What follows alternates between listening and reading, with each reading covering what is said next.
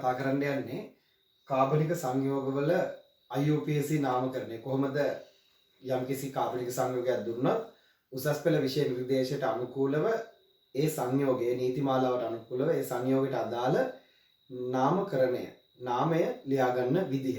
එහෙනම් ඒකට අදාළ නීති ටිකත් විභාගයේ දෙන ඕනෑම කාබනික රසායනය සම්බන්ධ ලබා දෙන IUPAC නාමය කොහොමද සඳහන් කරගන්නේ කියන එක බලමු. ඒ සඳහා තියෙන නීති ටික මම එක එකට විස්තර කරගෙන යන්නම්.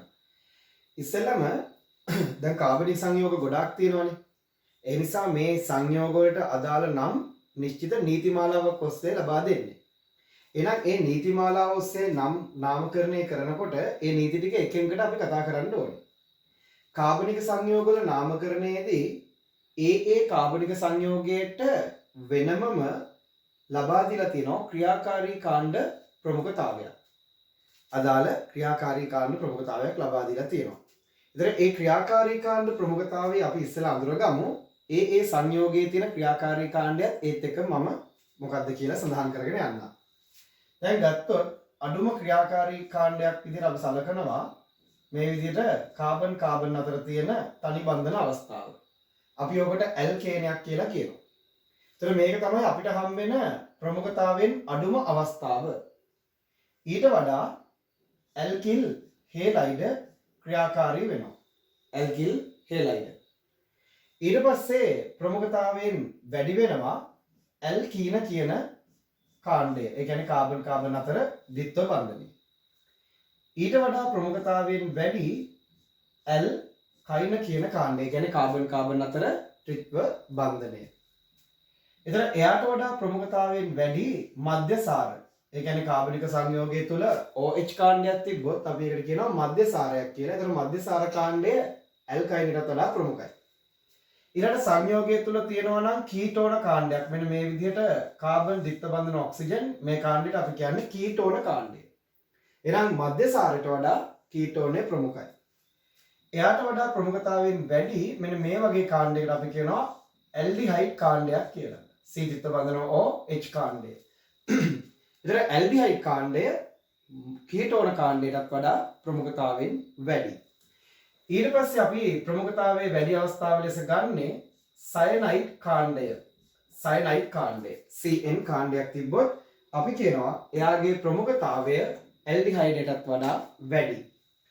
එතනින් පස්සේ අපිට හම් වෙන ක්‍රියාකාරී ප්‍රමුඛතාවයේ තියෙන්නේ ප්‍රාථමික ඇමයිඩ් අපි මෙතන සලකන්නේ NH2 කාණ්ඩය, ඇමයිඩ් කාණ්ඩය. ඊළඟට ප්‍රමුඛතාවයේ වැඩි වෙනවා අම්ල හේලයිඩ්. මෙන්න මේ විදිහට අම්ල හේලයිඩ් කාණ්ඩය. ඉතින් මේ ටික පොඩ්ඩක් මතක තියාගන්න වෙනවා. මොකද නාමකරණයේදී අපි ඉස්සෙල්ලම බලන්න ඕනේ සංයෝගය මොකක්ද? ඒ සංයෝගයේ නාමකරණයට අනුව කවුද ප්‍රමුඛම ක්‍රියාකාරී කාණ්ඩය? ඒ පිළිවෙල තමයි මේ දීලා තියෙන්නේ. ඒතර කාබොක්සිලික් අම්ල හේලයිඩයට වඩා ප්‍රමුඛතාවයෙන් වැඩි වෙනවා එස්තර කාණ්ඩය. මෙන්න මේ වගේ අවස්ථාවකට අපි කියනවා එස්තරයක් කියලා. එස්තර කාණ්ඩය. ඒතර ඊටත් වඩා ප්‍රමුඛතාවයෙන් වැඩි කාබොක්සිලික් අම්ල කාණ්ඩය. right. එතකොට ඔන්න ඔය කියන විදිහට ක්‍රියාකාරී කාණ්ඩ ප්‍රමුඛතාවය වැඩි වෙගෙන යනවා. එහෙනම් මම ආයෙ පාරක් කියනවා. ඇල්කේනයට වඩා ප්‍රමුඛයි ඇල්කිල් හේලයිඩය. ඇල්කිල් හේලයිඩයට වඩා ප්‍රමුඛයි ද්විත්ව බන්ධනය. කියන්නේ ඇල්කීනය. ඇල්කීනයට වඩා ප්‍රමුඛයි ඇල්කයිනය. ඇල්කයිනයට වඩා ප්‍රමුඛයි මධ්‍යසාරය. මධ්‍යසාරයට වඩා ප්‍රමුඛයි කීටෝනය. මෙන්න මේ කාණ්ඩය. කීටෝනයට වඩා ප්‍රමුඛයි ඇල්ඩිහයිඩ් කාණ්ඩය. ඇල්ඩිහයිඩ් කාණ්ඩයට වඩා ප්‍රමුඛයි සයනයිඩ් කාණ්ඩය. සයනයිඩ් කාණ්ඩයට වඩා ප්‍රමුඛයි ප්‍රාථමික ඇමයිඩ් කාණ්ඩය. ඇමයිඩයට වඩා ප්‍රමුඛයි අම්ල හේලයිඩය. අම්ල හේලයිඩයට වඩා ප්‍රමුඛයි එස්තරය. එස්තරයට වඩා ප්‍රමුඛයි කාබොක්සිලික් අම්ලය. එහෙනම් මේ ක්‍රියාකාරී කාණ්ඩවල ඔන්න ඔය කියන විදිහට ප්‍රමුඛතාවය අඩු එකේ ඉඳලා වැඩි වෙගෙන යනවා. right. එහෙනම් ක්‍රියාකාරී කාණ්ඩ ප්‍රමුඛතාවය වැඩි වෙනවා. ඊළඟට මම මේත් එක්කම මේ එක් අවස්ථාවේ තියෙන කාණ්ඩ ක්‍රියාකාරී වෙනකොට එයාගේ නමත්. ඒ කියන්නේ එයා ක්‍රියාකාරී කාණ්ඩ ප්‍රමුඛතාවයට අනුව එයා ක්‍රියාකාරී කාණ්ඩයක් ලෙස සංයෝගයක හැසිරුණොත් තව පොඩ්ඩක් ඉස්සරහට මේ කාරණේ මොකද්ද කියන එක ගොඩාක් හොඳට තේරෙයි. එහෙම ක්‍රියාකාරී ලෙස හැසිරුණොත් එයාට දාන නමකුත් තියෙනවා. ඒ කාණ්ඩය අංශදාමයක් වුණොත් එයාට දාන නමකුත් තියෙනවා. දැන් බලන්න සාමාන්‍යයෙන් ඇල්කේනයක් ක්‍රියාකාරී වෙනකොට අපි ඒකට කියන්නේ ඒන්. හරි? ඒන්. ඊළඟට ඇල්කිල් හේලයිඩ් ක්‍රියාකාරී වෙන අවස්ථාවක් අපිට හම්බෙන්නේ නැහැ. ගොඩක් වෙලාවට ඒක අපි අංශදාම ලෙස ගන්නෙ. ඊළඟට ඇල්කීනයක් ක්‍රියාකාරී වෙනකොට අපි ඒකට කියනවා ඊන්. E-N-E. ඇල්කයිනයක් ක්‍රියාකාරී වෙනකොට අපි යාට කියන්නේ අයින් කියලා. Y-N-E. මධ්‍යසාරයක් ක්‍රියාකාරී වුණොත් එයාව අපි හඳුන්වනවා ඇල්කොහොල් නිසා ඕල්. කීටෝනයක් ක්‍රියාකාරී වෙනකොට අපි යාට කියන්නේ ඕන් කියලා. කීටෝන් ඕන් O-N-E. ඊළඟට ඇල්ඩිහයිඩ් කාණ්ඩයක් ක්‍රියාකාරී වෙනකොට අපි යාට හඳුන්වනවා ඇල් කියලා. A-L-L. සයනයිඩ් කාණ්ඩයක් ක්‍රියාකාරී වෙනකොට අපි යාව ලියනවා නයිට්‍රයිල් කියලා. නයිට්‍රයිල්. ඇමයිඩ් කාණ්ඩයේ ක්‍රියාකාරී වෙනකොට අපි යාට කියන්නේ ඇමයිඩ් එහෙම නැත්නම් ඒමයිඩ්. අම්ල හේලයිඩයක් ක්‍රියාකාරී වෙනකොට ඒ අදාළ පරමාණු අණුව අපි යාට සඳහන් කරනවා ඔයිල්. දැන් මෙතන ක්ලෝරින් නම් ඔයිල් ක්ලෝරයිඩ් කියලා. ඒ කියන්නේ ඔයිල් හේලයිඩ්. හරි? ඔයිල් හිස්තනක් තියලා හේලයිඩ්. මම ක්ලෝරින් කෙනෙක් හිතුවොත් ක්ලෝරයිඩ් කියලා ලියන්න පුළුවන් උදාහරණයක් විදිහට ක්ලෝරයිඩ්. Oil chloride. එස්ටරයක් ක්‍රියාකාරී වෙනකොට අපි යාට කියන්නේ O8 කියලා. එස්ටරයක් O8 කියන ප්‍රත්‍යයෙන් අවසන් කරනවා. කාබොක්සිලික් අම්ලයක් ක්‍රියාකාරී වෙනකොට එයාට දානවා ඔයික් හිස්තනක් තියලා ඇසිඩ්. ඔයික් ඇසිඩ්. right. එතකොට දැන් ඔන්න ඔය විදිහට අදාළ සංයෝගවල ක්‍රියාකාරී කාණ්ඩ ප්‍රමුඛතාවය අනුව එයා ක්‍රියාකාරී වුණොත් ඔය මම දීලා තියෙන නම් ටික භාවිතා කරන්න ඕනේ. ක්‍රියාකාරී වෙනකොට භාවිතා කරන නම්. ඊළඟට අපි හිතමු මේක ක්‍රියාකාරී නොවි අංශදාමයක් වෙනකොට. මේ ටික මම ඉස්සරහ ඉදිරියට කතා කරගෙන යන්නම් පුතේ. ඊළඟට අපි හිතමු අංශදාමයක් වෙනකොට. අංශදාමයක් වෙනකොට මෙන්න මේ ඇල්කේනවලදී අවසානයේ ඊ අකුර අයින් කරලා අපි AN කියන එක විතරක් ලියනවා. හරි? හැලජන් කාණ්ඩ අංශදාම විතරක් ලෙස එන නිසා අපි ඒවට කොහොමද කියන්නේ? පුතේ ක්ලෝරින් නම් ක්ලෝරෝ, බ්‍රෝමීන් නම් බ්‍රෝමෝ, අයඩීන් නම් අයඩෝ. ඒ කියන්නේ හේලෝ කියලා ලියනවා. උදාහරණයක් විදිහට ගත්තොත් ක්ලෝරින් තිබ්බොත් අපි ආව හඳුන්වන්නේ ක්ලෝරෝ කියලා. ක්ලෝරෝ. ඊළඟට මෙතන ඇල්කීනවලදී ද්විත්ව බන්ධනයක් ඊන් කියලා කියනවා. ඒ ක්‍රියාකාරී වෙනකොට අංශදාමයක් වුණොත් එයාගෙත් අපි ලියන්නේ EN විතරයි අවසානීය අකුර අයින් කරනවා.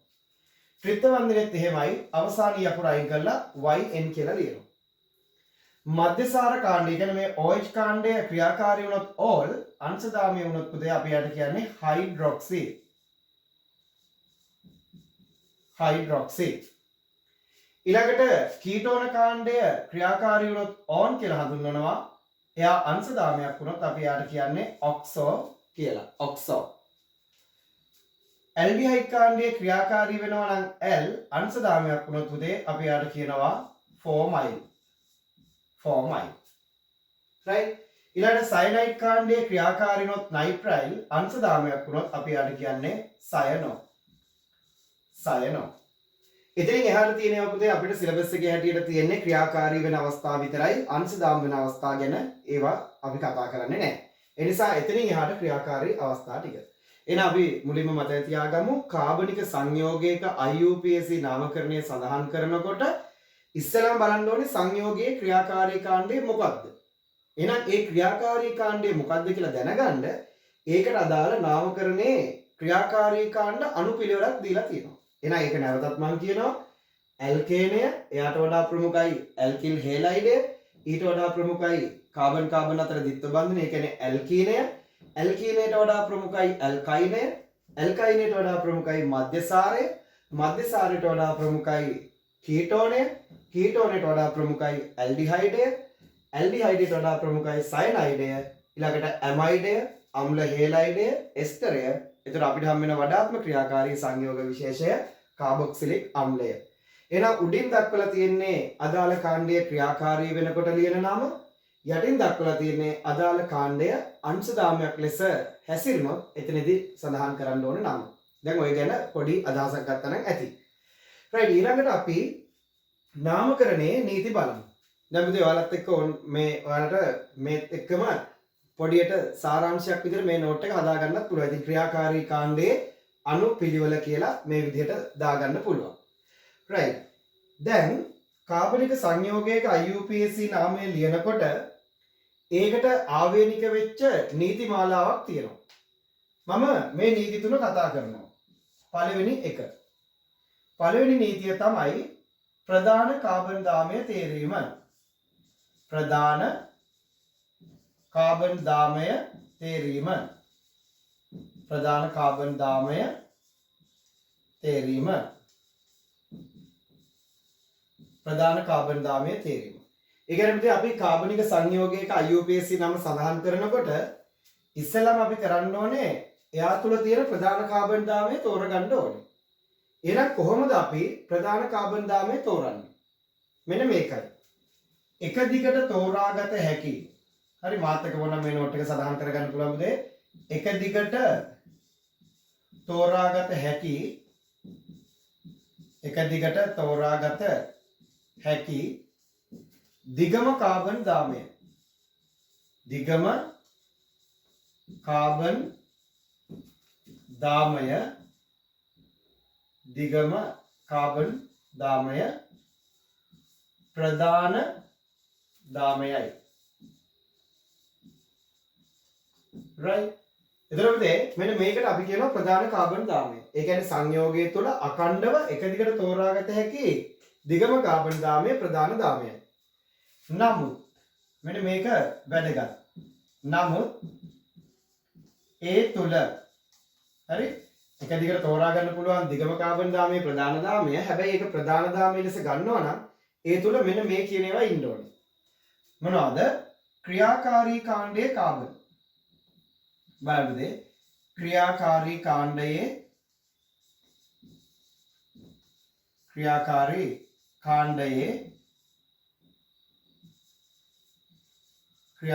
කාණ්ඩයේ කාබන් ඉන්න ඕනේ.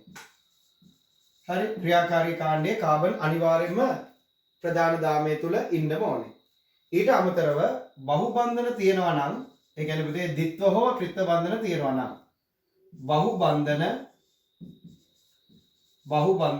කාබන් පරමාණු දෙකම ඉන්නත් ඕනේ.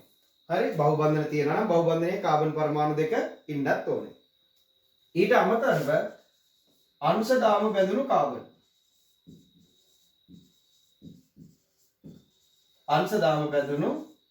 කාබන් ඉන්නත් ඕනේ. right. එතන දැන් මේ මොකද්ද මේ කියන්නේ කියන එක පිළිබඳව යම් අවබෝධයක් නැතුව ඇති. අපි මෙතනින් ඉස්සරහට උදාහරණ කතා කරමුකෝ. ඒත් එක්කම ඔයාලට මේකේ අවබෝධයක් ගන්න පුළුවන්. දැන් මුදේ අපි සංයෝගයක නාමකරණය සිද්ධ කරනකොට ඉස්සෙල්ලාම කරන්නේ ඒ සංයෝගයට අදාළ ප්‍රධාන කාබන් දාමය තෝරගන්නවා. එතකොට අපි සාමාන්‍යයෙන් ප්‍රධාන දාමය කියලා කියන්නේ එයා තුල තියෙන එක දිගට තෝරගන්න පුළුවන් දිගම දාමය. එක දිගට අඛණ්ඩව තෝරගන්න පුළුවන් දිගම දාමය. හැබැයි ඒ දිගම දාමය ප්‍රධාන දාමය ලෙස ගන්න නම් ඒ තුල අනිවාර්යෙන් මෙන්න මේ තුන් දෙනාම ඉන්න ඕනේ. එක්කෙනෙක්වත් අඩු වෙන්න බෑ. ඒ කියන්නේ ක්‍රියාකාරී කාණ්ඩයේ කාබන්, බහුබන්ධන කාබන් පරමාණු දෙකම. ඒ වගේම අංශ දාම බැඳුණු කාබන් පරමාණු. මම දැන් උදාහරණ කීපයක් ගන්නවා. ඒ උදාහරණ වලින් ඔයාලට අවබෝධ කරගන්න පුළුවන් පුතේ මොකද්ද මේ ක්‍රියාකාරී කාණ්ඩයේ කාබන් අයිති වන, හරි බහුබන්ධන අයිති වන, හරි එක දිගට තෝරාගත හැකි දිගම කාබන් දාමය. ඔන්න කියන කාරණා ටික මේ උදාහරණ වලින් ඔයාලට අවබෝධ කරගන්න පුළුවන්. right. මම උදාහරණ කීපයක්ම ගන්නම්. මේ විදිහට අපි උදාහරණ කීපයක් ගමු.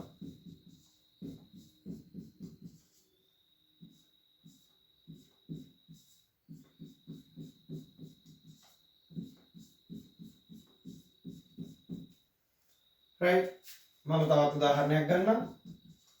මම මෙතනදී උදාහරණ කිහිපයක් අරන් තියෙනවා.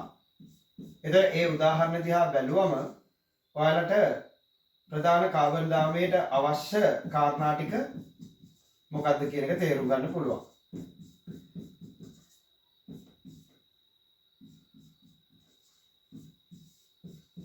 right. දැන් බලන්න පුතේ මම සංයෝග කිහිපයක් ගත්තා. දැන් මේ තුනේම අපි ප්‍රධාන කාබන් දාමය ඉස්සෙල්ලා තෝරගෙන ඉමු. right.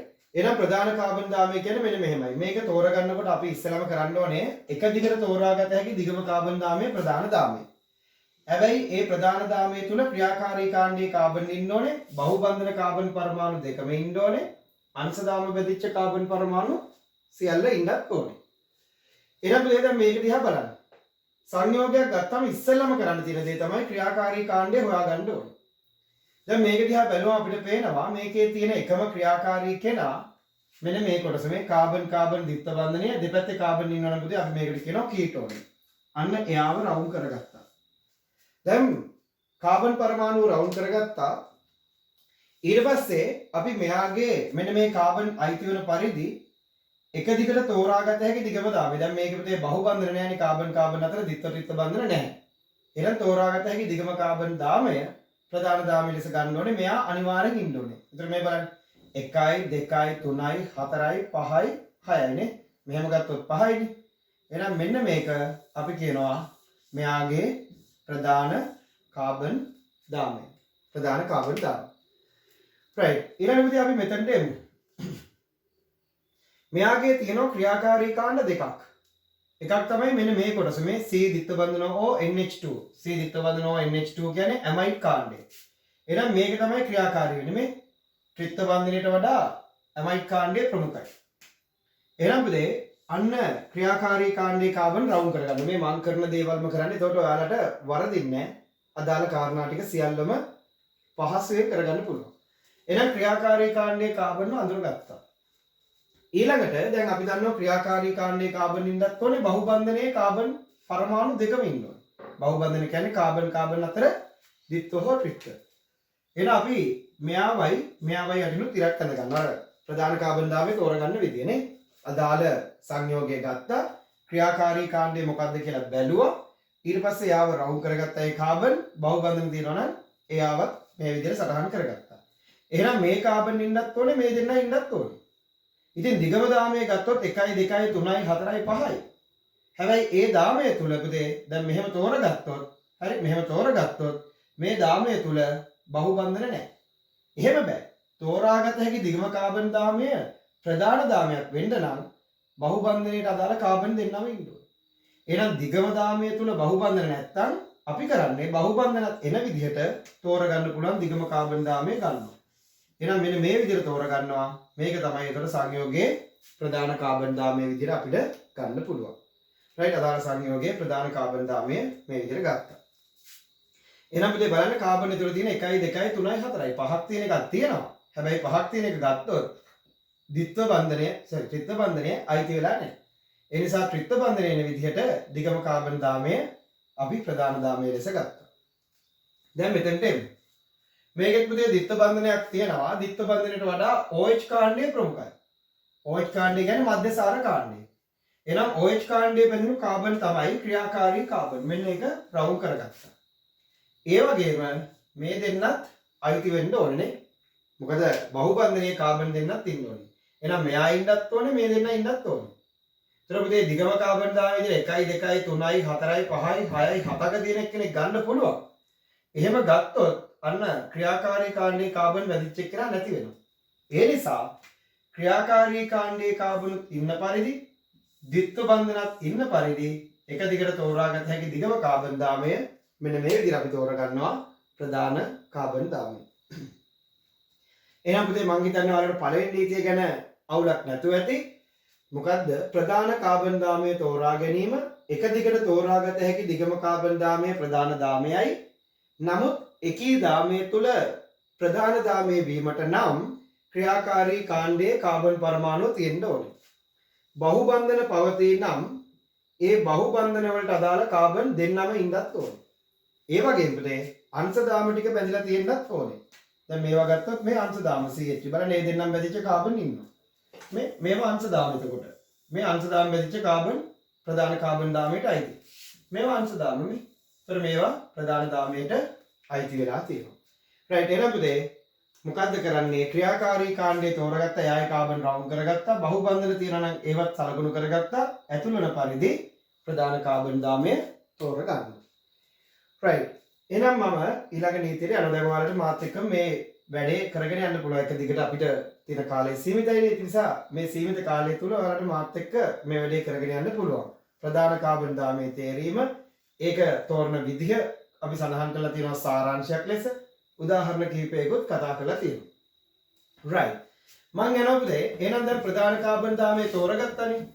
ඊළඟට දෙවෙනි නීතියට යනවා. මොකද්ද දෙවෙනි නීතිය? ප්‍රධාන කාබන් දාමය අංකණය කිරීම. ප්‍රධාන කාබන් දාමය අංකණය කිරීම. right. එහෙනම් කොහොමද ප්‍රධාන කාබන් දාමය අංකණය කරන්නේ? බලන්න. අපි දෙවෙනි නීතිය ලියමු. දෙවෙනි නීතිය ප්‍රධාන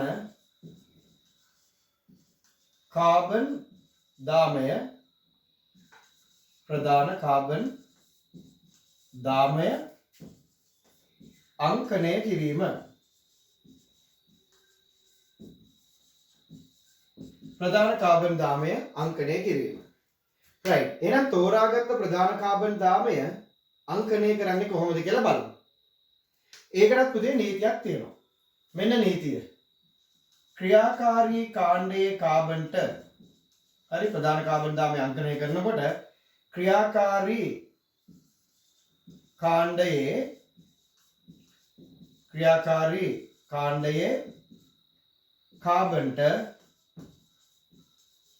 කාබන්ට අඩුම අංකය ක්‍රියාකාරී කාණ්ඩයේ කාබන්ට අඩුම අංකය ලබා දිය යුතුය. මේක තමයි කාබන් දාමය අංකණය කරනකොට නිවැරදි ක්‍රමවේදය. අදාළ කාබන් දාමය තෝරගත්තා නම් ඒ කාබන් දාමයේ පුතේ අපිට අංකණය කරන්න දෙපසක් තියෙනවා. ඒ කියන්නේ වම් පැත්තේ ඉඳලා දකුණු පැත්තට අංකණය කරන්නත් පුළුවන්. දකුණු පැත්තේ ඉඳලා වම් පැත්තට අංකණය කරන්නත් පුළුවන්. හැබැයි ওই දෙකෙන් එක අතයි නිවැරදි.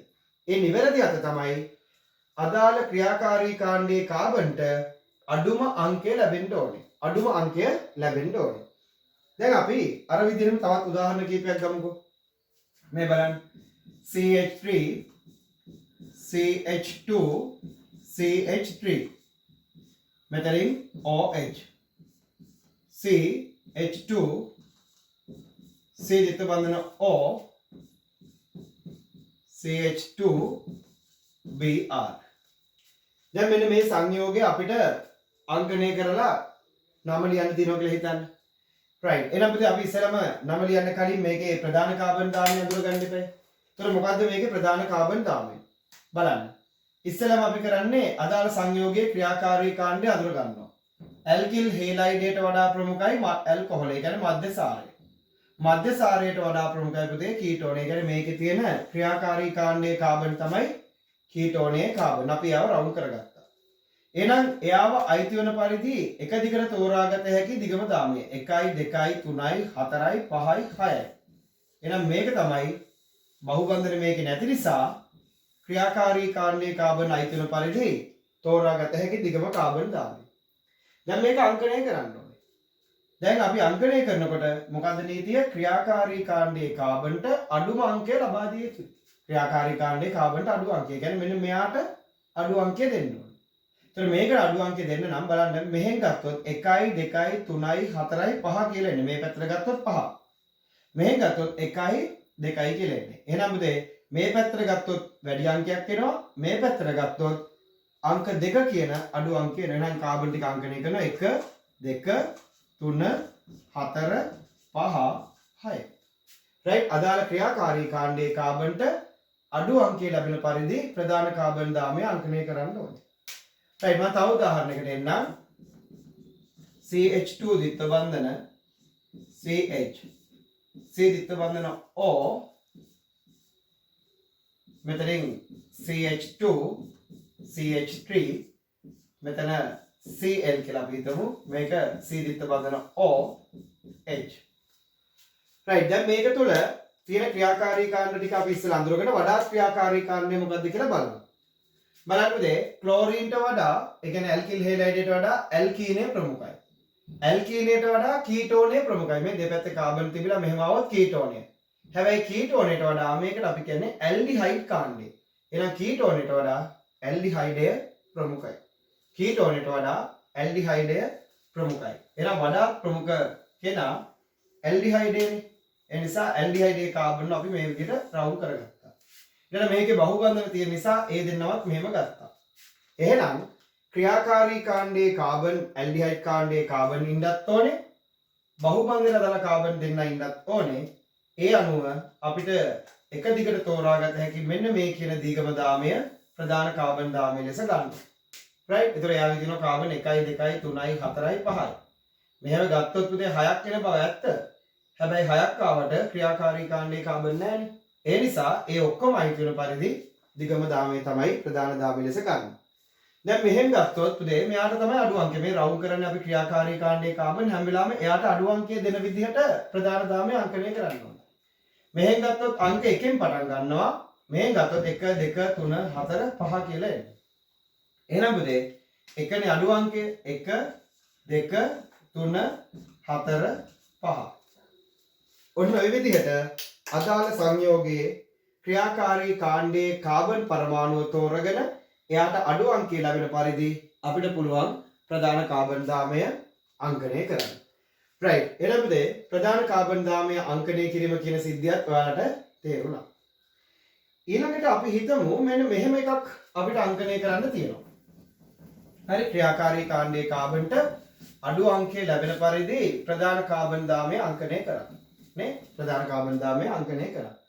දැන් අපි හිතමු මෙහෙම අවස්ථාවක් වගේ කියලා. මේ බලන්න CH3 OH C ද්විත්ව බන්ධන O C ත්‍රිත්ව බන්ධන H. right. දැන් මෙහෙම හිතන්න. මෙන්න මේ කියන සංයෝගය අපිට නාමකරණය කරන්න දීලා තියෙනවා. දැන් මේ ඔබේ විභාගය බලන්න. මේ කියන නීති ගොඩක් වෙලාට පන්ති කාමරයක් තුල කතා කරන අඩුයි. හැබැයි විභාගවලදී මේ සියුම් තැන් අහනවා.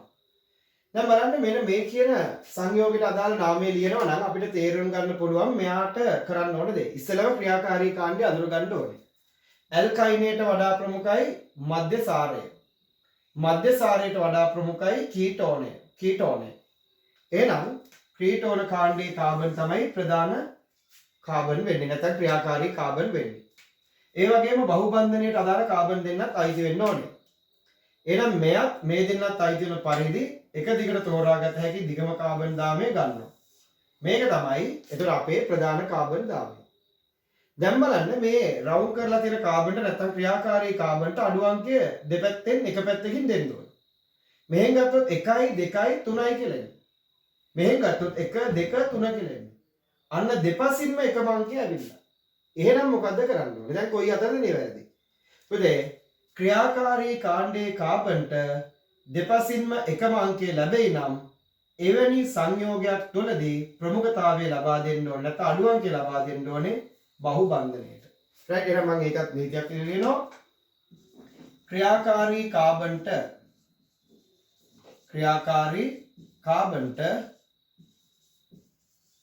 හරි ක්‍රියාකාරී කාබන්ට දෙපසින්ම එකම අංකය ලැබේ නම් බලන්න මේක ඇවිල්ලා විශේෂ තැනක් නේ. දෙපසින්ම එකම අංකය ලැබෙයි නම් පුතේ අපි එතනදි තැන දෙන්න ඕනේ නැත්නම් අඩු අංකය දෙන්න ඕනේ බහුබන්ධනයට.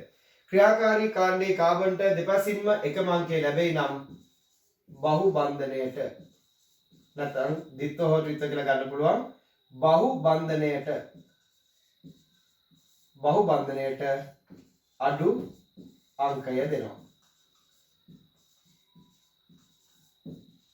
බහුබන්ධනයට අඩු අංකය ලබා දෙනවා. පැහැදිලිද? එහෙනම් ක්‍රියාකාරී කාණ්ඩයේ කාබන්ට දෙපසින්ම එකම අංකය ලැබෙනවා නම් අන්න ඒක විශේෂ අවස්ථාවක්. ඒ වගේ වෙලාවෙදී අපි කරන්නේ යාගේ තියෙන බහුබන්ධනය. දැන් බලන්න මෙයාට දෙපැත්තෙම අංක 3 ආවේ. එහෙනම් මෙහෙන් ගත්තොත් 1 2 3යි. මෙහෙන් ගත්තත් 1 2 3යි. එහෙනම් ඒ වගේ වෙලාවකට පුතේ බහුබන්ධනයේ කාබන්ට අඩු අංකය දෙන්න ඕනේ. දැන් ඉතින් මෙහෙන් ආවොත් 1 2 3යි 4 කියලා එන්නේ. මෙහෙන් ගත්තොත් අංක 1කින්ම පටන් ගන්න පුළුවන්. එහෙනම් නිවැරදි අත මෙන්න මේක. right. එහෙනම් පුතේ හොඳට මතක තියාගන්න. දැන් මේවා හරි සරල නීති. ක්‍රියාකාරී කාණ්ඩයේ අංකණය ක්‍රියාකාරී කාණ්ඩයේ කාබන්ට අඩු අංකය ලැබෙන පරිදි ප්‍රධාන කාබන් දාමය අංකණය කරන්න ඕනේ. හැබැයි ඇත්තම අවස්ථාවල බොහොම කලාතුරකින් ක්‍රියාකාරී කාණ්ඩයේ කාබන්ට දෙපසින්ම එකම අංකය එනවා. එහෙම ආවොත් විතරක් ඒ වගේ වෙලාවට තියෙනවා නම් ද්විත්ව බන්ධනයක්, තියෙනවා නම් ත්‍රිත්ව බන්ධනයක්, එයාගේ කාබන්ට අඩු අංකය ලබා දෙන්න ඕනේ. right. එහෙනම් පුතේ ප්‍රධාන කාබන් දාමයේ තේරීම ඒ වගේම ප්‍රධාන කාබන් දාමය අංකණය කිරීම කියන නීති ටික දැන් ඔයාලා දන්නවා. එහෙනම් අපිට මෙතනින් ඉස්සරහට මේ වැඩේ තවත් ලේසි. අපිට දැන් නම් ලියන්න තියෙනවා. එහෙනම් පුතේ අපි බලමු සංයෝගවල නම් ලියන එක. ඒතර මම ඒකයි මුලදීම අදාළ ක්‍රියාකාරී කාණ්ඩයේ කාබන් වලට අංශ දාමයක් ලෙස හැසිරෙනකොට ඒ අංශ දාමයට අදාළ කාණ්ඩ වලට අදාළ නම් ටික සඳහන් කරගත්තා. දැන් එහෙනම් පුතේ තුන්වෙනි නීතිය එහෙම නැත්නම් අවසන් නීතිය නාමය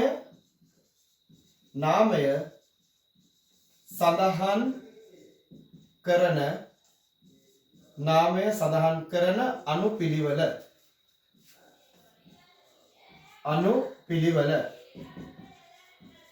නාමය සඳහන් කරන අනුපිළිවෙල right බලන්න නාමය සඳහන් කරන අනුපිළිවෙල මෙතනදී අදාළ කාබනික සංයෝගයේ IUPAC නාමය සඳහන් කරනකොට අපි පුතේ යම් නිශ්චිත පිළිවෙලක් තියාගන්නවා.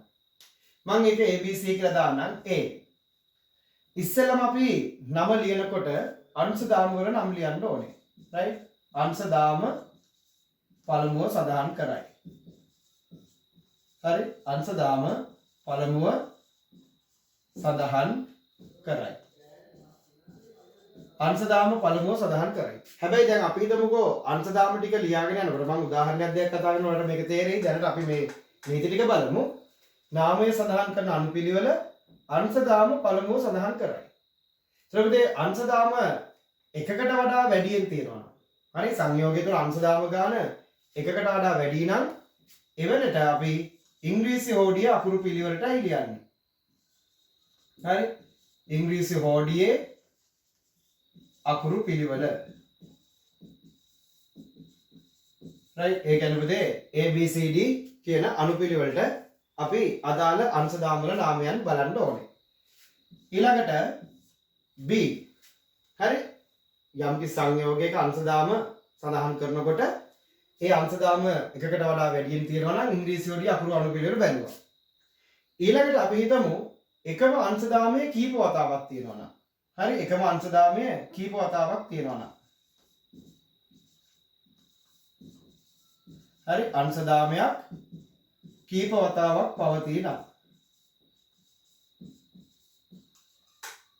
කීප වතාවක් පවතී නම් පුතේ අන්න ඒ වාර ගණන අනුව එයාගේ ඉදිරියෙන් අදාළ මම මේ දාන ප්‍රත්‍යය ලියන්න ඕනේ. එකම අංශ දාමය කීප වතාවක් තියෙනවා නම් හරි අපි හිතමු දෙපාරයි කියලා. දෙපාරයි නම් ඩයි. තුන් පාරයි නම් ට්‍රයි කියලා දානවා. හතර පාරයි නම් ටෙට්‍රා කියලා දානවා. පැහැදිලිද? අපි නම් කීපයක් ලියමු. ඒකට පැහැදිලි වෙයි. පුතේ බලන්න අංශ දාමය ඉස්සෙල්ලාම අංශ දාම වල නම ලියන්න ඕනේ. ඒතර අංශ දාම වල නම ලියනකොට ඉංග්‍රීසි හෝඩිය අකුරු අනුපිළිවෙල බලන්න ඕනේ. එකම අංශ දාමය එක වතාවකට වඩා තියෙනවා නම් ඒ වාර ගාන අනුව එයාගේ නාමය ඉදිරියෙන් අංශ දාමයේ නාමය ඉදිරියෙන් පුතේ දෙපාරයි නම් ඩයි, තුන් පාරයි නම් ට්‍රයි, හතර පාරයි නම් ටෙට්‍රා කියලා සඳහන් කරන්න ඕනේ. ඊළඟට C. ඔන්න දැන් අංශ දාම ටික ලියලා ඉවරයි. අංශ දාම ටික ලියලා ඉවරයි නම් පුතේ ඊළඟට අපි ප්‍රධාන කාබන් දාමයට අදාළ ප්‍රත්‍ය ලියනවා. ප්‍රධාන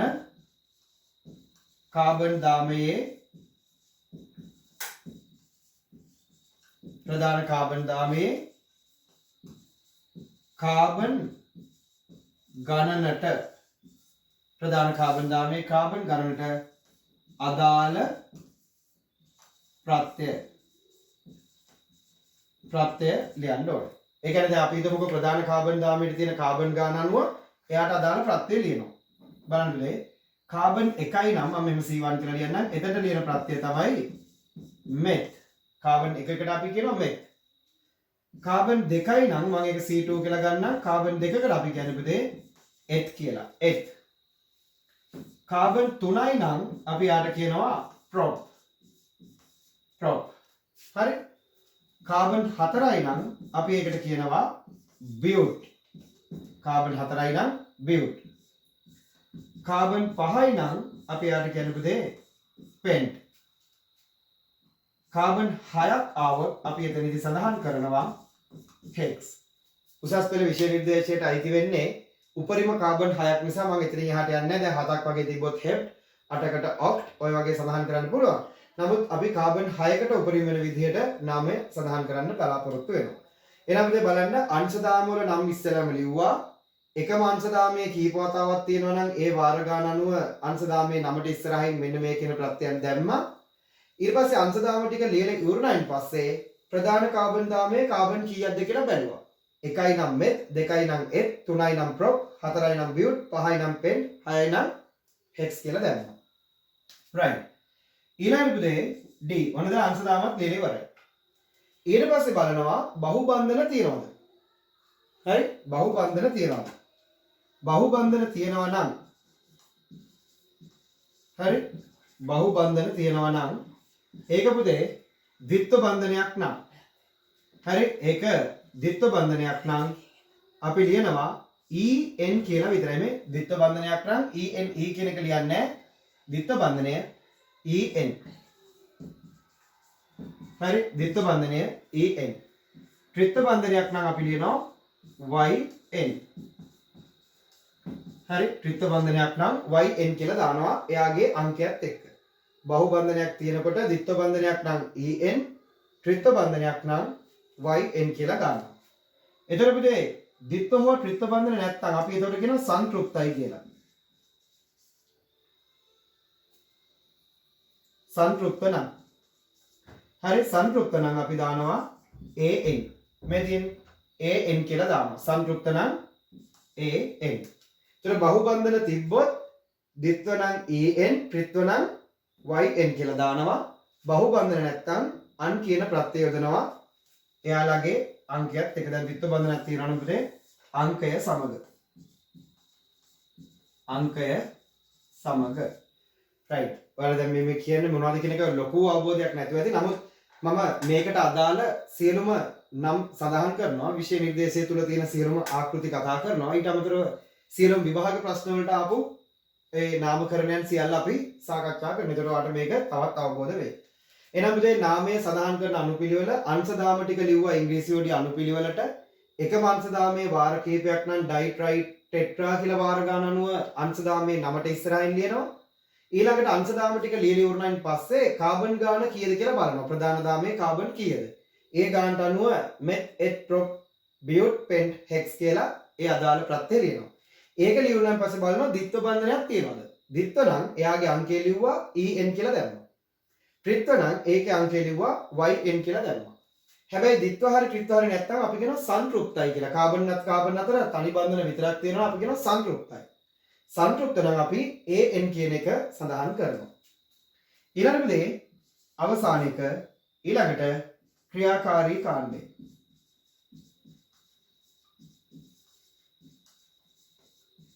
ක්‍රියාකාරී කාණ්ඩයේ අංකය.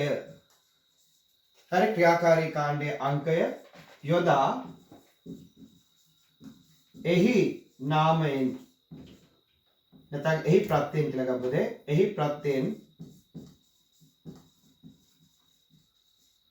ප්‍රත්‍යයෙන් නාමය අවසන් කරයි.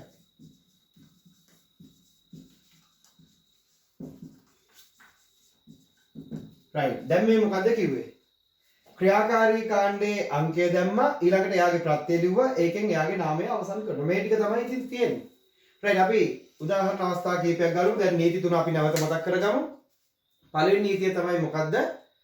අදාළ කාබනික සංයෝගයේ නාමය සඳහන් කරනකොට අංක 1 තමයි ප්‍රධාන කාබන් දාමය තෝරගන්න ඕනේ. ඒතර ප්‍රධාන කාබන් දාමය තෝරගන්නකොට එයාට තුල ක්‍රියාකාරී කාණ්ඩයේ කාබන් ඉන්න ඕනේ. සියලු අංශ දාම බෙදිච්ච කාබන් ඉන්න ඕනේ.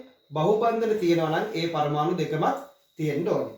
ඊළඟ ප්‍රධාන කාබන් දාමයේ අංකණය කිරීම. වඩාත් ක්‍රියාකාරී කාණ්ඩය කියන මෙන්න මේ පැත්තට යන අපි කිව්වා ප්‍රමුඛතාවය වැඩි වෙනවා. වඩාත් ක්‍රියාකාරී කාණ්ඩයේ කාබන්ට අඩුම අංකය ලබා දෙන්න ඕනේ. වඩාත් ක්‍රියාකාරී කාණ්ඩයේ කාබන්ට අඩුම අංකය දීලා එයාව අංකණය කරගත්තා. ඒ විදිහට අංකණය කරායින් පස්සේ අපි දැන් නම ලියනවා. නම ලියන පිළිවෙල මොකද්ද? ඉස්සෙල්ලාම ලියන්නේ අංශදාම ඉංග්‍රීසි වලින් අකුරු අනු පිළිවෙලට. එකම අංශදාමයේ කීප වතාවක් නම් දෙපාරයි නම් ඩයි කියලා දැම්මා ඊට ඉස්සරහයි. තුන් පාරයි නම් ට්‍රයි කියලා දැම්මා ඊට ඉස්සරහයි. හතර පාරයි නම් ටෙට්‍රා කියලා දැම්මා ඊට ඉස්සරහයි. කාබන් දාමයේ කාබන් ගණනට අදාළ ප්‍රත්‍ය ඊළඟට ලියනවා. ඒ කියන්නේ කාබන් සංඛ්‍යාව දිහා බැලුවා ඒකට අදාළ ප්‍රත්‍ය අපි ලිව්වා. බහුබන්ධනයක් තිබ්බොත් En කියලා දානවා ඒකේ අංකයත් එක්ක අදාළ බන්ධනයේ ත්‍රිත්ව නම් yn කියලා දානවා එයාගේ අංකයත් සමග. බහුබන්ධන නැත්නම් සංතෘප්ත නම් අන් කියලා දානවා. ඊළඟ ක්‍රියාකාරී කාණ්ඩයේ අංකය ලියලා ක්‍රියාකාරී කාණ්ඩයේ ප්‍රත්‍යයෙන් නාමය අවසන් කරනවා. රයිට් මෙතනදී පුතේ අංක 1 නම් සඳහන් කරන්නේ අංක 1 සඳහන් නොකරයි. හරි සඳහන් කිරීම අනිවාර්ය නෑ. අංක 1 නම් සඳහන් කිරීම අනිවාර්ය නෑ. සඳහන් කරා කියලා ප්‍රශ්නයක් නෑ. සාමාන්‍යයෙන් අපි අංක 1 නම් සඳහන් කරන්නේ නෑ. දැන් බලන්න පුතේ මම එකක් ගන්නම් මෙතන CH3 බලන්න CH3 මෙතන Br C දිත්ත බන්ධන O CH2 හරි CH2OH අපි හිතමු අපිට මෙන්න මේ කියන සංයෝගයේ IUPAC නාමය ලියන්න කියලා තියෙනවා. එහෙනම් පුතේ හරි අපි මෙහෙම හිතමු පුතේ මෙන්න මේ කියන සංයෝගයේ IUPAC නාමය අපිට සඳහන් කරන්න කියලා තියෙනවා. රයිට් එතකොට අපි මේකට අදාළ නම ලියනකොට ඉස්සෙල්ලාම කරන්න ඕනේ ක්‍රියාකාරී කාණ්ඩය අඳුර ගන්න ඕනේ. දැන් පුතේ බ්‍රෝමීන්ට වඩා ඇල්කීනේ ප්‍රමුඛයි. හැබැයි ඇල්කීනේට වඩා මධ්‍යසාරය ප්‍රමුඛයි. මධ්‍යසාරයට වඩා කීටෝනය ප්‍රමුඛයි. ඒතර මෙයා තමයි ක්‍රියාකාරී කාණ්ඩයේ කාබන්. එහෙනම් එයත් ඉන්න ඕනේ මේ දෙන්නත් ඉන්න ඕනේ. ඔය විදිහට අපි ප්‍රධාන කාබන් දාමේ දැන් තෝරගමු. එක දිගට තෝරාගත හැකි දිගම දාමය. මේක තමයි අපිට ගන්න තියෙන ප්‍රධාන කාබන් දාමය. ඊළඟ අඩු අංකය දෙන්න ඕනේ. කාටද අඩු අංකය දෙන්න ඕනේ? මෙන්න මේ කාබන්ද. මෙහෙන් ගත්තොත් 1 2 3යි කියලා එනවා. මෙහෙන් ගත්තොත් 1 2 3 4. ඒතර 4ට වඩා 3 අඩුයි. ඒ නිසා අපේ අපි ඒක අංකණය කරනවා 1 2 3 4 5 6. දැන් මේකට අයිති නැති අනිත් අය අපි අංශදාම කියලා ගමු. දැන් OH කාණ්ඩයේ අංශදාම. මෙයා ක්‍රියාකාරීනේ. ඊළඟ CH3 කාණ්ඩයේ අංශදාම, Br කාණ්ඩයේ අංශදාම. එහෙනම් මේවට කියන නම් OH කාණ්ඩයේ අංශදාමයක් වෙනකොට පුතේ අපි යාට කියන්නේ හයිඩ්‍රොක්සි. හයිඩ්‍රොක්සි. බ්‍රෝමෝ කාණ්ඩයක් අංශදාම වෙනකොට එයා හෙලයිඩයක්. ඒ නිසා යාට කියනවා බ්‍රෝමෝ කියලා අපි සඳහන් කරනවා. බ්‍රෝමෝ. පුතේ මෙන්න මේ CH3 වගේ ඒවට අපි කියන ඇල්කිල් කාණ්ඩ කියලා. ඔය ඇල්කිල් කාණ්ඩයක් අංශදාම වෙනකොට නම හරි සරලයි. අපි බලනවා ඇල්කිල් කාණ්ඩයේ කාබන් කීයද? කාබන් 1යි නම් අපේ ප්‍රත්‍ය නම මෙත්. එහෙනම් කාබන් 1යි නම් අපි ලියන්නේ මෙත්. බලන්න ඒකත් මම මෙතනදි මොකක්නම් මේ වගේ කෙනෙක් අංශදාමයක් වෙනකොට මෙත් කියලා දැම්මා. එයා අංශදාමයක් නිසා ඉල් කියලා දැම්මා. ඇල්කිල් කියන අදහස ඉන්නේ මෙතිල්. ඒතර කාබන් 1යි නම් අංශදාමයේ මෙතිල් කියලා කියනවා. කාබන් 2යි නම් එතිල්. කාබන් 3යි නම් ප්‍රොපිල්. ඔන්න ඔය විදිහට. රයිට් එහෙනම් අපි දැන් අපි මෙයාගේ නම ලියමු. බලන්න. මේ නීති මාලාවට ලියන්නේ. ඉස්සෙල්ලාම ලියන්නේ මොකද්ද? අදාළ අංශදාමවල නම ඉංග්‍රීසි වලින් අකුරු අනු පිළිවෙලට. එහෙනම් අපිට ABCD පිළිවෙලට ගත්තොත් ඉස්සෙල්ලාම තියෙන්නේ B. ඊළඟට H. ඊළඟටයි M. එහෙනම් අපි ලියන අපිට දෙවෙනි කාබන් ගෙන තියෙන්නේ. එහෙනම් බලන්න 2 බ්‍රෝමෝ. 2 බ්‍රෝමෝ. ඊළඟට පුතේ B ඊට පස්සේ අපි ලියන්න ඕනේ H. එයා ඉන්නේ 6 වෙනි කාබන්ට බැඳලා. එහෙනම් 6 හයිඩ්‍රොක්සි. 6 හයිඩ්‍රොක්සි. ඊළඟට පුතේ අංක 2කට බෙදලා තියෙනවා 2 මෙතිල්. 2 මෙතිල්. එහෙනම් දැන් ඔන්න අපි අංශදාම ටික ලියලා ඉවරයි.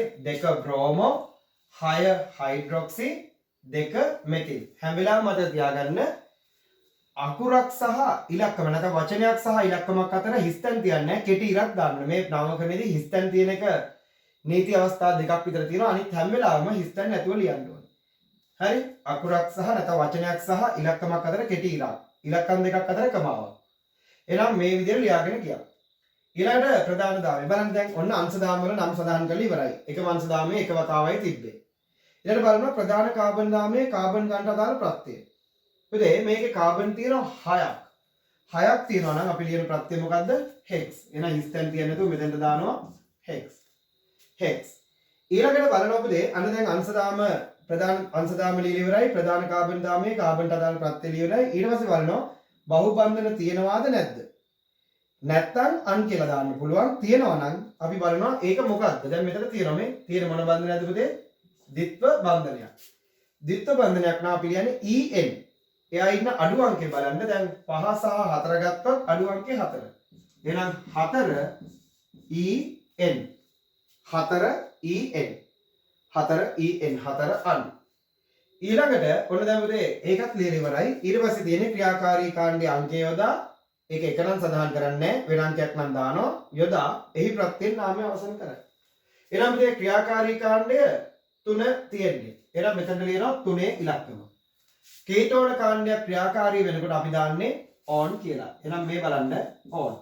දැන් මෙතනදී ඔයාලට තේරෙනවා හැම වෙලාවෙදීම වචනයක් සහ ඉලක්කමක් අතර කෙටි ඉරකුත් යොදන්න අපි පුරුදු වෙලා තියෙන්න ඕනේ. නැත්නම් ඒකත් නීතියක් විදිහට සලකන්න ඕනේ. 2 bromo 6 hydroxy 2 methyl hex carbon 6යි hex 4 in 3 on 4 in 3 on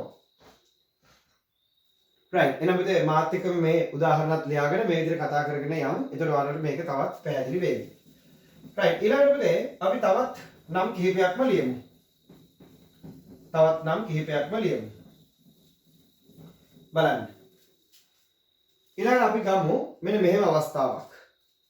right CH3 CH2 CH2 C ත්‍රිත්ව බන්ධන CH මෙතන CH3 නැත්නම් මෙහෙම ගමුකෝ මේක Br මෙතනින් CH2OH right අපි તો මේ සංයෝගයේ IUPAC නාමය අපිට ලියන්න තියෙනවා. දැන් බලන්න පුතේ මේක වඩා ක්‍රියාකාරී කාණ්ඩය තෝරගන්න ඕනේ. බ්‍රෝමීන්ට වඩා ප්‍රමුඛයි ත්‍රිත්ව බන්ධන ඇල්කයිනේ. ඇල්කයිනේට වඩා ප්‍රමුඛයි මධ්‍ය සාරය. එහෙනම් OH කාණ්ඩයේ වෙදිච්ච කාබන් අපි රවුන්ඩ් කරගන්නවා. එයා තමයි ක්‍රියාකාරී කාබන්. ඒත් එක්කම මේ දෙන්නත් අයිති වෙන්නත් ඕනේ. එහෙනම් බලන්න මේ විදිහට මේ දෙන්නත් එක්ක මෙයත් අයිති වෙන විදිහට දිගම කාබන් දාමය තෝරගත්තා.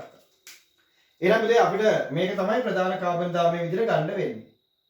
right දැන් මෙතනදී මෙයා ක්‍රියාකාරී කෙනානේ. ඒතර අනිත් අය අංශ දාම Br එකයි මෙයයි අංශ දාම කියලා ගන්න. එහෙනම් මේක අංකණය කරන්න ඕනේ. මෙහෙන් ගත්තොත් 1 2 3යි 4 කියලා මෙහෙට එන්නේ. මෙහෙන් පටන් ගත්තොත් අංක එකම එනවා. ඒ නිසා 1 2 3 4 කියලා ගත්තා. right එහෙනම් ඔන්න ප්‍රධාන කාබන් දාමයේ තෝරගත්තා. ඒ ප්‍රධාන කාබන් දාමය අංකණය කරා. දැන් නම ලියමු. ඉස්සෙල්ලාම අංශ දාම වල නම් ලියනවා. මෙයා පුතේ බ්‍රෝමෝ නේ කාබන් B අපිට පටන් ගන්නවා බ්‍රෝමෝ. මෙයා පුතේ අපි කියන නම අංශ දාමයක් නේ දැන් මේක. කාබන් 1 2 3. තුනකට කියන්නේ ප්‍රොප් අංශ දාමයක් නිසා ඉල්. එහෙනම් මේකේ නම ප්‍රොපිල්. right එහෙනම් ඉංග්‍රීසිවලදී B අකුර කලින් තියෙන නිසා 2 බ්‍රෝමෝ ඉස්සෙල්ලා ලියනවා. ඊළඟට දෙවෙනි කාබන්ටයි බෙදලා තියෙන මේක 2 එයාගේ නම ප්‍රොපිල්. 2 ප්‍රොපිල්. ඊළඟට ප්‍රධාන කාබන් දාමයේ කාබන් කීයද කියලා බලනවා. ප්‍රධාන කාබන් දාමයේ කාබන් 4යි. ඒ නිසා 4 ප්‍රධාන කාබන් දාමයේ කාබන් 4යි. 4ට කියන්නේ බියුට්. ප්‍රධාන කාබන් දාමයේ කාබන් 4යි. ඒ නිසා බියුට්. ඊළඟට බලනවා බහුබන්ධන තියනවාද? තියෙනවා. තියෙනවා නම් ඒක මොකද්ද? ඒ කියන්නේ ත්‍රිත්ව බන්ධනයක්. yn කියලා දාන්න ඕනේ. හැබැයි ඒකේ අඩු අංකය 3. එහෙනම් 3 yn 3 yn. එහෙනම් බලන්න අංශ දාම ටික ලියලා ඉවරයි. ඒගොල්ලෝ බැඳලා තියෙන කාබන්ගේ අංකයත් එක්ක. ඊළඟ ප්‍රධාන කාබන් දාමයේ කාබන් ගාන කීයද කියලා බැලුවා. ඒකට අනුව බියුට් කියලා දැම්මා. ඊළඟ ත්‍රිත්ව බන්ධනයේ තියෙනවා අංක 3. ඒ නිසා 3yn කියලා දැම්මා. ඊළඟට ඇල්කොහොලයක් අංශ දාමයේ ක්‍රියාකාරී කාණ්ඩය වෙලා තියෙන්නේ. එහෙනම් ඕල් කියන ප්‍රත්‍යයෙන් නාමය අවසන් වෙන්න ඕනේ. මේක උදේ 1 ඕල් කියලා ලියන්නත් පුළුවන්. ඕනනම් එකේ ඉලක්කම ලියන්න නැතුව කෙලින්ම ඕල් කියලා දාන්නත් පුළුවන්. මොකද ක්‍රියාකාරී කාණ්ඩයේ අංක 1ට આવොත් අපිට ඒක සඳහන් කිරීම අනිවාර්ය නැහැ. ඒ වගේම මෙන්න මේ අවශ්‍ය නම් මම ඉස්සලා එකේදී මේ උදාහරණය කරේ නෑ. මේක අවශ්‍ය නම් මේ වැඩේ කරන්න පුළුවන්. මේ බහු බන්ධනයට අදාළ අංකය ප්‍රධාන කාබන් දාමයේ කාබන් ප්‍රත්‍ය ඉස්සරහට ගේන්න පුළුවන්. මේ ඒතර මේක 2 බ්‍රෝමෝ 2 ප්‍රොපිල් මෙයා ඉස්සරහට අරගෙන 3 බියුට් අන් ඕල් කියලා දාන්න පුළුවන්. 1 ඕල් කියලා දෙන්නත් පුළුවන්. රයිට් සාමාන්‍යයෙන් එහෙම එක ලියන්න නැති වෙනවා. මොකද ප්‍රධාන කාබන් දාමයේ ප්‍රධාන ක්‍රියාකාරී කාණ්ඩය අංක 1 නම් ඒක සඳහන් කිරීම අනිවාර්ය නැහැ. එහෙනම් ඔන්න ඔය විදිහට අපිට නම් ලියන්න පුළුවන්. අපි තව උදාහරණ අවස්ථා බලමු. හැම අවස්ථාවකම කොහොමද එක එක විදිහට එන්නේ කියලා බලමු. රයිට් අපි තව එකක් ලියමු. රයිට් බලන්න ඊළඟ අපි ගමු මේ වගේ සංයෝගයක්.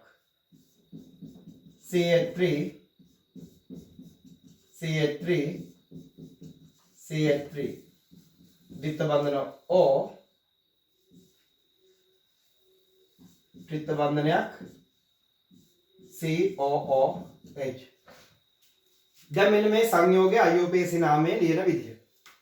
බලන්න ත්‍රිත්ව බන්ධනයට වඩා කීටෝනය ප්‍රමුඛයි. කීටෝනයට වඩා කාබොක්සිලික් අම්ලය. අපිට හම් වෙන වඩාත්ම ක්‍රියාකාරී කෙනා තමයි කාබොක්සිලික් ආම්ලය. එයාම අපි රවුන්ඩ් කරගත්තා. මේ කාබන් තමයි ප්‍රමුඛ කාබන්.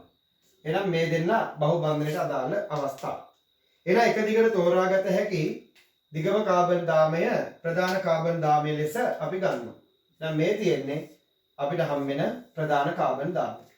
දැන් ඒක අංකණය කරනකොට පුතේ මේ රවුන්ඩ් කරලා තියෙන කෙනාට අඩු අංකය එන්න ඕනේ. ඒතර මෙහෙන් ගත්තොත් 1 කියන අංකය අඩුම අංකය දෙන්න පුළුවන්. right. ඒතර ඒකට අයිති නැති අය අංශ දාමය. ඒතර මේකත් අංශ දාමයක්, මේකත් අංශ දාමයක්, මෙයක් දැන් අංශ දාමයක්. එහෙනම් පුතේ මේක අංශ දාමයක් වෙනකොට එයාට ලියන්නේ ඔක්සෝ කියලානේ. අංශ දාමයක් නම් ඔක්සෝ.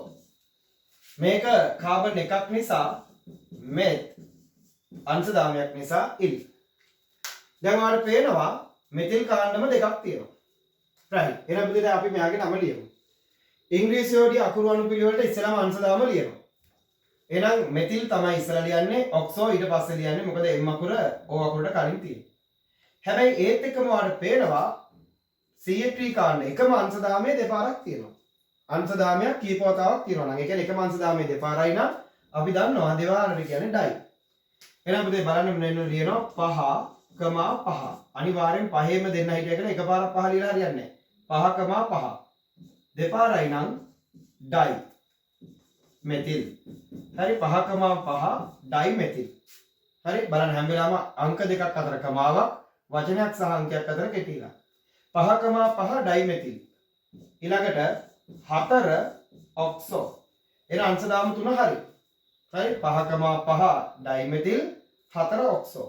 අංශ දාම ලියලා ඉවර නම් ප්‍රධාන දාමයේ කාබන් ගාන කීයද කියලා බලනවා. 6යි. 6ට කියන්නේ හෙක්ස්. 6ට කියන්නේ හෙක්ස්. ද්විත්ව හෝ ත්‍රිත්ව බන්ධන තියනවාද කියලා බැලුවා. තියෙනවා ත්‍රිත්ව බන්ධනයක්. එයාගේ අඩු අංකය 2. ත්‍රිත්ව බන්ධනයක් නිසා YN. ඊළඟ පුතේ ත්‍රිත්ව බන්ධනයක් YN කියලා දැම්මා. ඊට පස්සේ අපි බලනවා බහු බන්ධනයට අදාළ ප්‍රත්‍ය ලියුවයින් පස්සේ නම අවසන් කරන්න ඕනේ කොහොමද? මෙයාගේ ක්‍රියාකාරී කාණ්ඩයේ කාබොක්සිලික් එහෙනම් ඔයික් ඇසිඩ්. එයා ඉන්නේ පුතේ අංක 1. ඒ නිසා අංක 1 ලියන්න ඕනේ නැහැ. ඔයික් කියලා දැම්මා හිස් තැනක්. අන්න හිස් තැන තියෙන අවස්ථාව විදිහට තියෙනවා ඔයික් ඇසිඩ්, ඔයිල් ක්ලෝරයිඩ් වගේ අවස්ථා. එහෙනම් ඔයික් ඇසිඩ් කියලා නම අවසන් කරා. එහෙනම් මෙයාගේ නම 5,5 ඩයි මෙතිල් 4 ඔක්සෝ හෙක්ස් 2 අන් ඔයික් ඇසිඩ්. 5,5 ඩයි මෙතිල් 4 ඔක්සෝ 2 අන් ඔයික් ඇසිඩ්. මෙන්න මේ විදිහට හෙක්ස් එක ගාවට දෙකේ ඉලක්කම ගන්න පුළුවන්. එහෙම වුණොත් 5,5 ඩයි මෙතිල් 5,5 ඩයි මෙතිල් 4 ඔක්සෝ 2 හෙක්ස් අන් oic acid. හරි. hexanoic acid කියලා ලියන්නත් පුළුවන් දෙක ඉලක්කම ඉස්සරහ මේ දෙකෙන් ඕන එකක් නාමය ලෙස බාර ගන්න. right. ඊළඟට අපි බලමු දැන් මෙච්චර හැම එකෙම අසන්තෘප්තයිනේ කියන්නේ කාබන් කාබන් අතර එක්ක ද්විත්ව බන්ධනයක් තිබ්බා එක්ක ත්‍රිත්ව බන්ධනයක් තිබ්බා. දැන් අපි බලමුකෝ සංතෘප්ත වුණොත් කොහොමද අනුප්‍රත්‍ය දීලා නාමය ක්‍රියා කරන්නේ කියලා. බලන්න. දැන් මෙන්න මෙහෙම අවස්ථාවක් ගැන හිතන්න.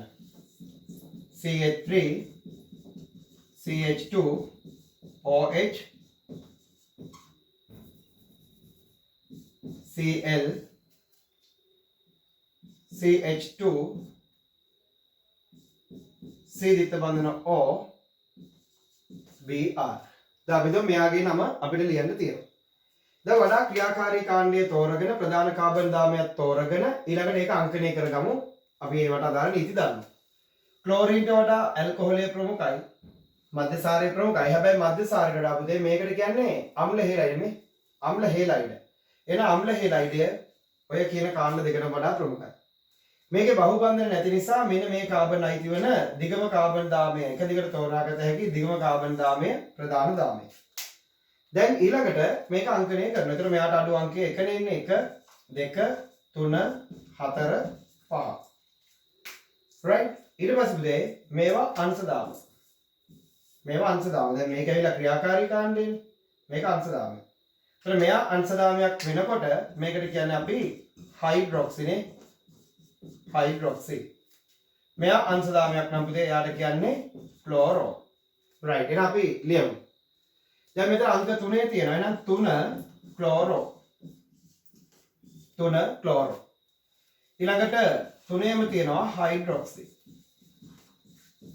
හයිඩ්‍රොක්සි. 3 ක්ලෝරෝ 3 හයිඩ්‍රොක්සි. ඊළඟ කාබන් පරමාණු 5යි ප්‍රධාන දාමයේ කාබන් 5යි නම් අපි ආර ලියන්නේ පෙන්ට්. පෙන්ට්. ඊළඟ බලන්න ප්‍රධාන දාමයේ කාබන් කාබන් අතර ද්විත්ව හෝ ත්‍රිත්ව බන්ධන තියෙනවද? නැහැ. ඒ කියන්නේ පුතේ කාබන් කාබන් අතර ද්විත්ව බන්ධන ත්‍රිත්ව බන්ධන නැත්නම් අපි කියනවා සංතෘප්තයි. සංතෘප්ත නම් අපි දානවා මෙතනට මොකද්ද? අන් කියලා. හරි හොඳට මතක තියාගන්න ද්විත්ව හෝ ත්‍රිත්ව බන්ධන නැත්නම් ප්‍රධාන කාබන් දාමය තුල අන් ප්‍රත්‍යය දානවා. AN. එහෙනම් අන් ප්‍රත්‍යය දාලා පුතේ මේක අංකිකේනේ තියෙන්නේ. ඒ නිසා මෙයාට කියනවා oil chloride oil bromide. දැන් මෙතන Br නිසා oil bromide. හරි oil bromide. එහෙනම් මේකේ නම එන්නේ 3 chloro 3 hydroxy pent un oil bromide. pent un oil bromide. එහෙනම් පුතේ මෙන්න මේ අන් ප්‍රත්‍යය ඇදෙන එක ගොඩාක් වැදගත් මේ වගේ අවස්ථාවක. right ඊළඟට අපි බලමු මෙහෙම අවස්ථාවක් බලන්න. ඔයාලා පුතේ මාත් එක්කම බලන්න පුළුවන් අවශ්‍ය නම් වීඩියෝ එක නවත්ත හරි මේ කාරණා සඳහන් කරමින් යන්න. right අපි තව උදාහරණයක් ගමු. දැන් මේ බලන්න CH3 මෙතන OH ඊළඟ පුතේ මෙතන Br හරි මෙතන OH CH සීදිත බන්ධන O CH3 හරි අපි තුමු අපිට මෙයාගේ නාමය සඳහන් කරන්න තියෙනවා. එතන මේකේ වඩා ක්‍රියාකාරී කෙනා බ්‍රෝමීන්ට වඩා ඇල්කොහොලය ක්‍රියාකාරී ඇල්කොහොලයට වඩා මේක ඇවිල්ලා කීටෝනය. එයා ක්‍රියාකාරී. එහෙනම් ක්‍රියාකාරී කාණ්ඩයේ කාබන්ට අපි රවුමක් දාගන්නවා. ඊළඟට එයා අයිති වෙන පරිදි එක දිගට තෝරාගත හැකි දිගම කාබන් දාමයක් ගන්නවා. ඊළඟට අර රවුම් කරපු කාබන් නැත්නම් ක්‍රියාකාරී කාබන්ට අඩු අංකය දෙනවා. මෙහෙන් ගත්තොත් 1 2 මෙහෙන් ගත්තොත් 1 2 3යි 4. එහෙනම් 1 2 3 4 5. ඔය විදිහට අංකණය කරනවා. එතකොට පුතේ මේවා අංශදාම. මේ තුන් දෙනාම අංශදාම මෙයා ක්‍රියාකාරී කාණ්ඩය. එහෙනම් අපි අංශදාම වල නම් ලියමු. මෙයාගේ නම බ්‍රෝමෝ කියලා ගන්න නේ. බ්‍රෝමෝ. මෙයාගේ නම හයිඩ්‍රොක්සි. right. එහෙනම් අපි ලියමු පුතේ B අකුර H අකුරට කලින් තියෙන නිසා ඉස්සෙල්ලාම ලියන්න වෙන්නේ B අකුර. ඒ කියන්නේ 4 බ්‍රෝමෝ. හරිනේ 4 බ්‍රෝමෝ. ඊළඟට 4 3 නේ ඉස්සරහනේ 3,4 දෙපාරයි නම් දානවා මොකද්ද? Dye hydroxy. Dye hydroxy. එහෙනම් 4 බ්‍රෝමෝ 3 4 ඩයිහයිඩ්‍රොක්සි. ඔන්න දැන් අංශ දාම ටික ඉවරයි. කාබන් ගන්නට අදාළ ප්‍රත්‍යය ලියන්න ඕනේ කාබන් 5 නිසා පෙන්ට්.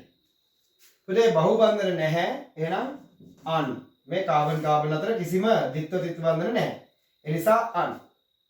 ඊළඟට මෙයාගේ ක්‍රියාකාරී කාණ්ඩයේ නමින් අවසන් කරන්න ඕනේ ක්‍රියාකාරී කාණ්ඩයේ අංකය අංක 2. ඒතර අංක 2 ඉන්නේ කීටෝනයක්. එහෙනම් අංක 2 කියලා දැම්මා ඕන. 2. හැබැයි පුතේ ගොඩාක් වෙලාවට මෙන්න මේ 2 ඉලක්කම මේ ඉස්සරහට ගේනවා නම් වඩාත් හොඳයි. හරි අසන්තෘප්ත අවස්ථාවක හරි මේ කියන ක්‍රියාකාරී කාණ්ඩයේ අංකයක් ලියනවා නම් ඒක ලියවෙනවා නම් ඒක අපි පෙන් කියන එකේ නැත්නම් ප්‍රධාන කාබන් ගානට අදාළ ප්‍රත්‍ය ඉස්සරහට ගෙනන හොඳයි. ඒතර මේකේ නම වඩාත් හොඳ. 4 බ්‍රෝමෝ 3,4 ඩයි හයිඩ්‍රොක්සි 2 පෙන්ට් අන් ඕන් 2 පෙන්ටනෝන් කියලා ලියන්න පුළුවන්. රයිට් එහෙනම් පුතේ ඔයාලට අපි ගත්ත උදාහරණත් එක පැහැදිලි ඇති. ඒ සංයෝගවලදී කොහොමද නාමය ලියන්නේ? ඒ අදාළ නීති මොනවද? නීති 3යි ප්‍රධානව කතා කරේ. ප්‍රධාන දාමයේ තේරීම, අංකණය කිරීම, නාමය ලියන අනුපිළිවෙල. අංශ දාම ටික ලිව්වා. ඊට පස්සේ ප්‍රධාන කාබන් දාමයේ කාබන් ගාන කීයද කියලා බැලුවා. ඒකට අදාළ ප්‍රත්‍ය දැම්මා. ද්විත්ව බන්ධනයක් තිබ්බනම් එයාගේ අඩු අංකය ලිව්වා En දැම්මා. ත්‍රිත්ව බන්ධනයක් තිබ්බනම් එයාගේ අඩු අංකය ලිව්වා Yn කියලා දැම්මා. ද්විත්ව හෝ ත්‍රිත්ව බන්ධන නැත්නම් අන් කියලා දැම්මා. ඊළඟ ක්‍රියාකාරී කාණ්ඩය කොහෙද තියෙන්නේ කියලා බලුවා. ඒකේ අංකය 1 නෙවෙයි නම් ඒක ලියනවා. හරි ලියලා ඉවරලා එයාට අදාළ මේ දීලා තියෙන ප්‍රත්‍යයෙන් නාමය අවසන් කරනවා. රයිට් එහෙනම් ඔයාලට පැහැදිලි මේ කරපු කුඩා උදාහරණ කීපයක් මේ කරපු අදාළ ක්‍රමවේදයක් අනුව ඕනෑම විභාග මට්ටමේ ප්‍රශ්නයකට විභාග මට්ටමේ ආපු ඕනෑම කාබනික සංයෝගයක IUPAC නාමකරණය ඔයාලට තනියෙන් ලියා ගන්න පුළුවන්. මම ඊළඟ වීඩියෝ එකෙන් බලාපොරොත්තු වෙන්නේ එහෙනම් 2001 අවුරුද්දේ ඉඳලා මේ වෙනකන් ඇවිල්ලා තියෙන සියලුම සංයෝග වලට අදාළ IUPAC නම් කොහොමද ලියන්නේ කියන එක බලන්න. රයිට් එහෙනම් අපි අදට මෙතනින් නතර කරලා ඊළඟ දවසේ ඒක බලමු. ඊළඟ වීඩියෝ එක හරහා අපි බලමු කොහොමද අදාළ නාමය සඳහන් කරන්න කියලා විභාග ප්‍රශ්න සියල්ලටම අදාළව.